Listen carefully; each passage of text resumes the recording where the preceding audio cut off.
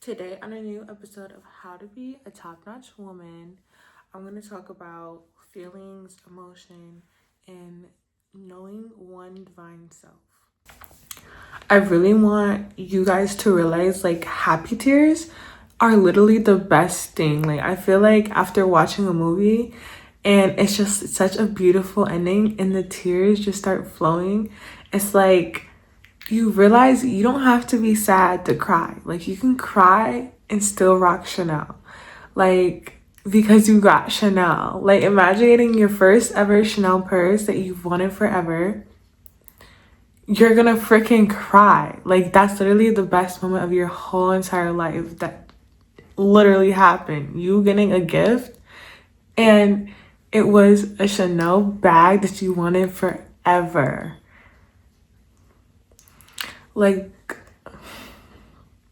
There's times where it's okay, I get it.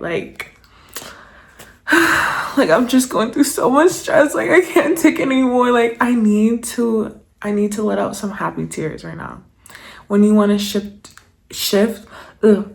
when you want to shift your perspective from being sad to really enjoying what you have and letting that emotion flow, knowing that it wasn't going to pass by you, it was always going to be obtained by you. And that is what you really want to focus on. Everyone has insecurities. Okay, I have insecurities. I grew up having so much insecurities. I was so insecure about my stretch marks.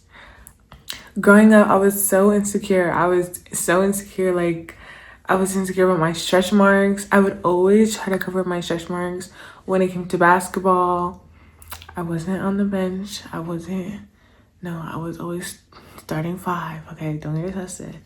But I would always wear shirts underneath my jerseys because of the simple fact I was so insecure about my stretch marks all over my arms, on my shoulder areas, on my inner arm areas. That I was so insecure about. I would always cover it up. I remember a time when I was in high school and we had to wear specific uniforms for gym, and it was jersey and I would literally every morning that I knew I had gym on that day, I would literally be sitting in front of my mirror just trying to cover up my stretch marks, trying to cover it up. And I was not playing any games. I was so serious. I was you're not about to see my stretch marks. I don't care about how any of you feel. Don't touch me. I remember there was a girl and she touched me. I was like, girl, don't touch me. You're gonna rub off my makeup on my shoulders. I was high-key so insecure. But I grew out of it because I was you know what? It is what it is. I can't take it off my body, so I might as well just start loving it. Because just because I have stretch marks doesn't mean I'm a stretched out person. I'm good, okay? I'm healthy, and that's what's important. Healthy and being confident. And I had to learn that growing up. So don't be scared to really want to go out and fight away all your insecurities. Get rid of them. Throw it in the trash. Throw all of it in the trash. It's not important. It's not worth your time. And I swear it's going to hold you back from so much. Relationships, opportunities, new lifestyles, new environments. It's going to hold you back. So genuinely realize whatever insecurity that you have, someone has it too.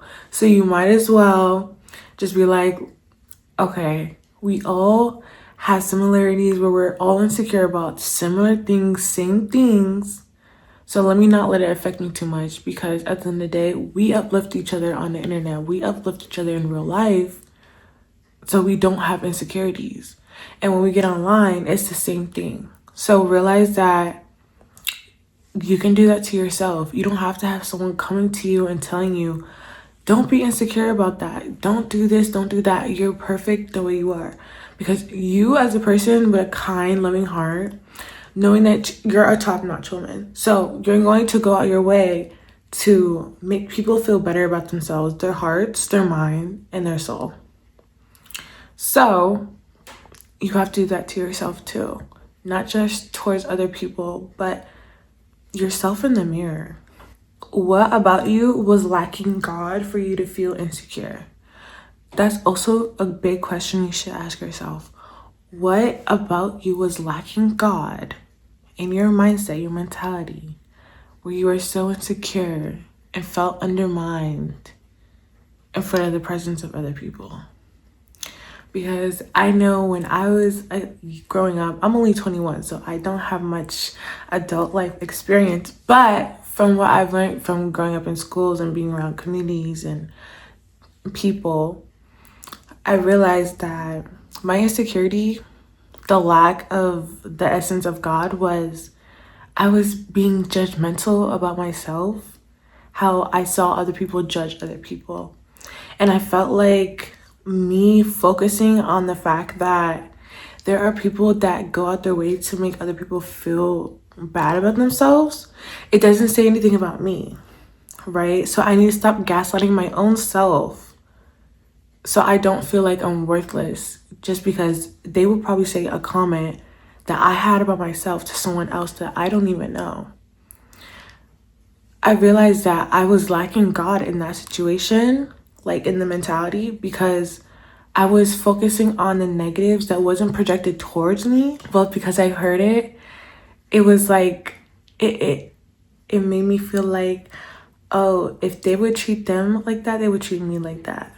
But that's not always the case, because everyone gets treated differently, and how you get treated is how you treat others, which I learned. So I gained God in the process of learning that, yeah, they might say that evil negative comment to them, but because I treat people better, I won't receive that same comment. So I need to stop gaslighting my own self so I don't have those negative thoughts about how other people treat other people negatively.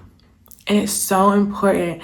Like, it really made me feel like I was becoming a mature adult when I like opened my eyes. Literally, I said, oh my gosh, open sesame, I'm here.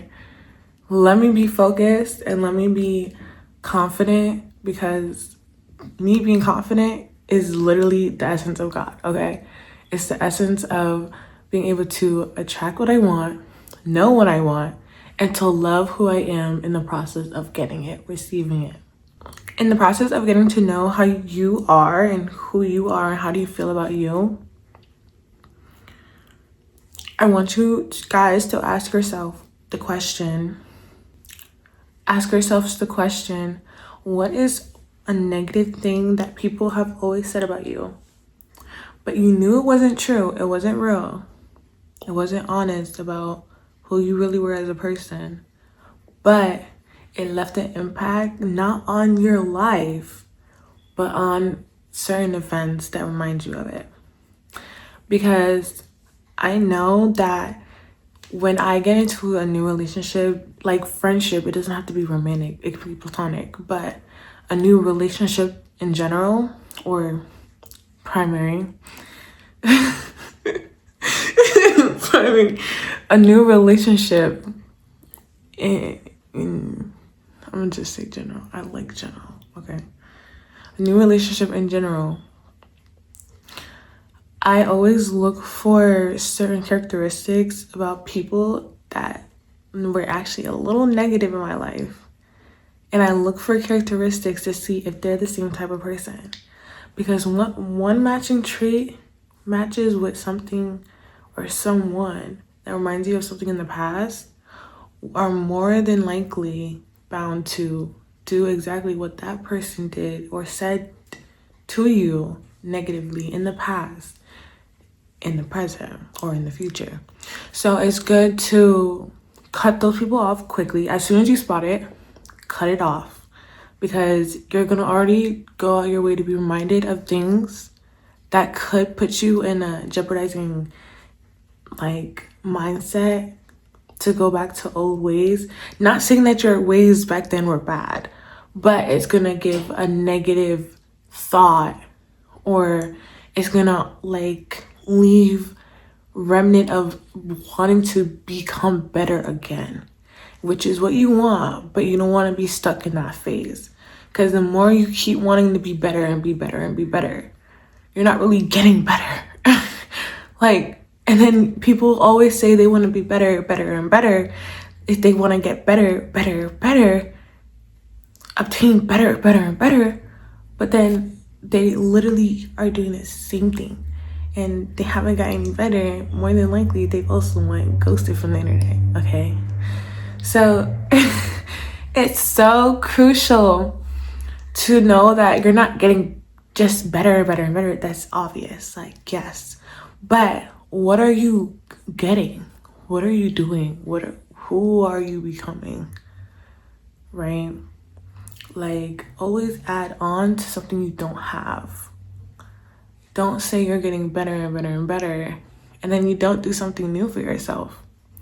What new people are you meeting? What new vocabulary are you expanding within yourself? What's your input output?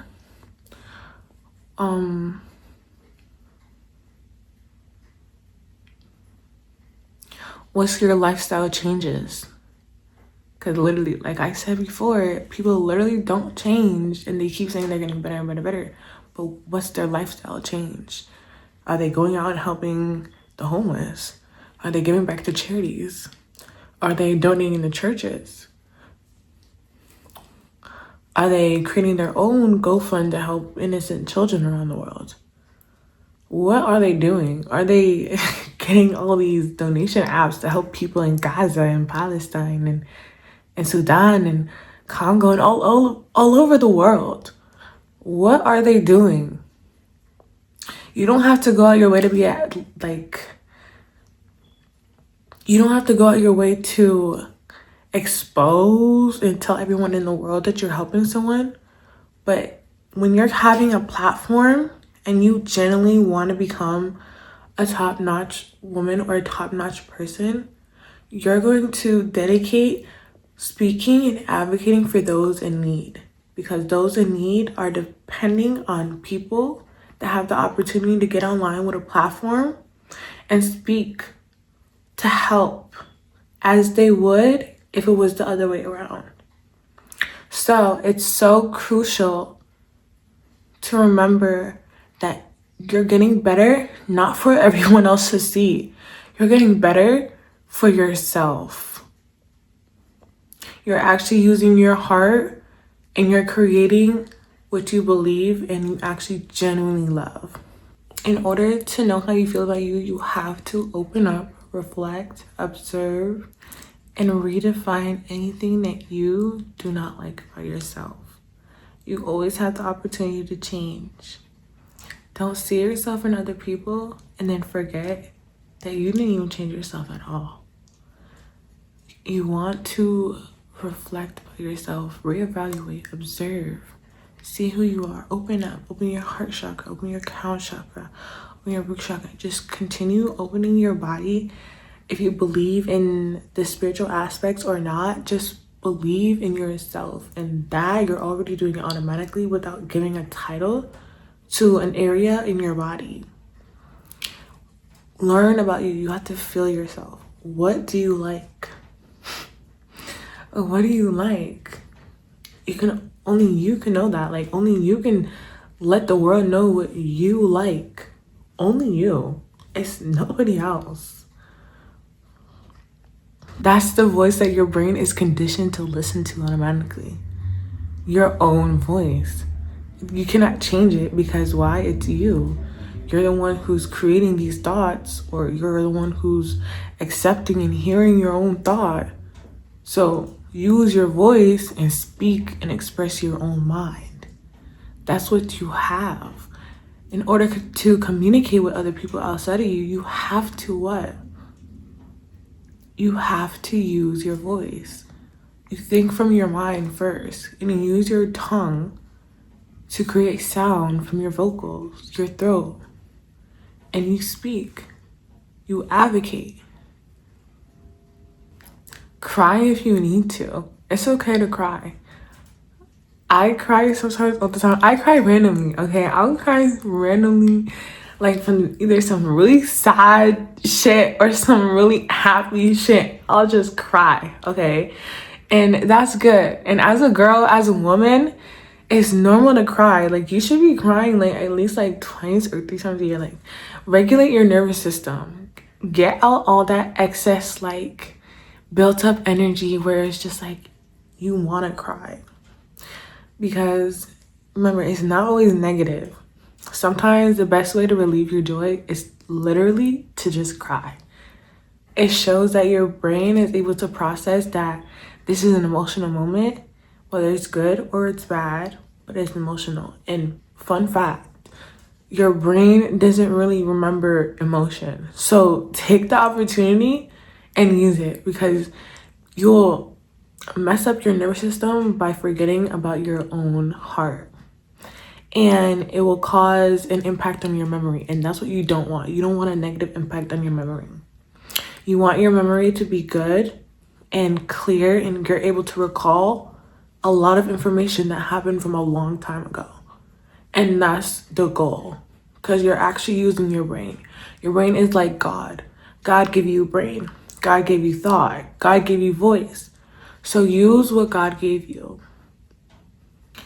So please just be aware of your own body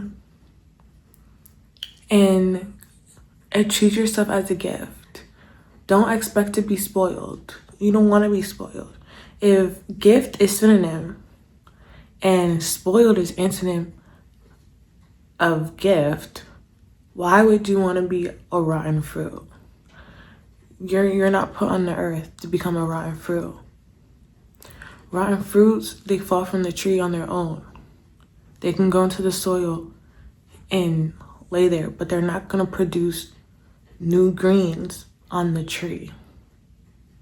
So expect to be gifted. Expect to have yourself as the gift.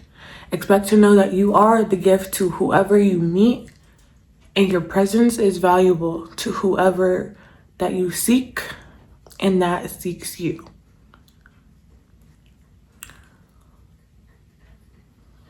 Our brain is a gift to our body.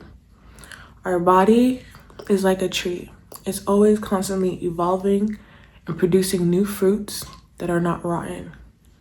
They're not spoiled. You're not spoiled food from a fridge.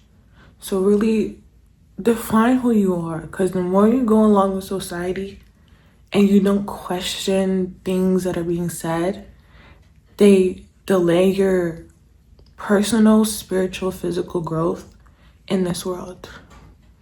So honestly, take in consideration what you believe in and what you see on the internet, knowing that you want a platform of your own content creation on the internet. Choose words, because words speak volume. Choose the words that is going to keep your nervous system calm and not confuse your spirit.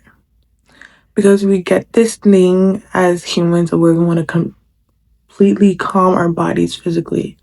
We don't think about the spiritual aspect of it. There's a lot of spirit.